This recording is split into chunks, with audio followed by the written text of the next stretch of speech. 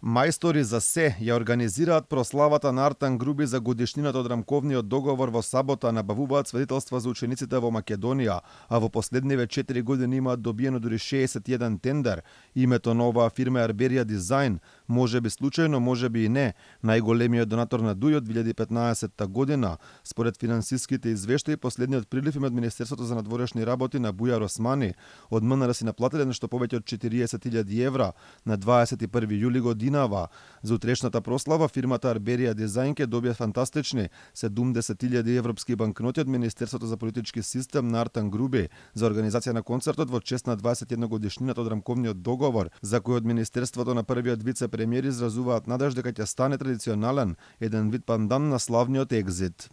Министерството за политички систем и односи меѓу заедниците во рамките на одбележувањето на Охридскиот рамковен договор годинава организира ПИС фестивал како и школа за млади лидери. Првото издание на фестивалот, кој се стреми да стане традиционален, ќе се одржи на плоштадот Скендербег во Скопје со настап на познати музички ѕвезди, меѓу кои Владо Јаневски. Заедно одбележуваме 21 годишнина од Охридскиот рамковен договор, како и започнување на преговори за полноправно членство во Европската унија.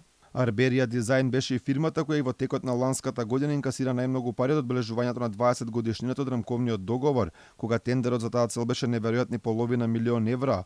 Колку на крајот се потроши остана непознато, дали целата сума или нешто помалку, но Груби ни порача колку и да биле, помалку биле од она што го донел договорот од Охрид. Не знам се уште колку ќе ја чини државата на крај, затоа што ќе видиме откако ќе ги завршиме сите настани. Буџетот, знаете, веќе е објавен тендерот и е добиен, значи, од страна на компаниите кои што ги организираат сите овие настани, но верувам дека ќе чини многу помалку од тоа што доби Република Северна Македонија, а тоа е доби мир, доби стабилност, доби членство во НАТО, доби еднаквост на сите граѓани во нашата држава. Додека од Министерството за политички систем без проблем се објавуваат сумата, владата молчи и нема одговор на прашањето колку чинеше прославата Зилинден оваа година во Крушево.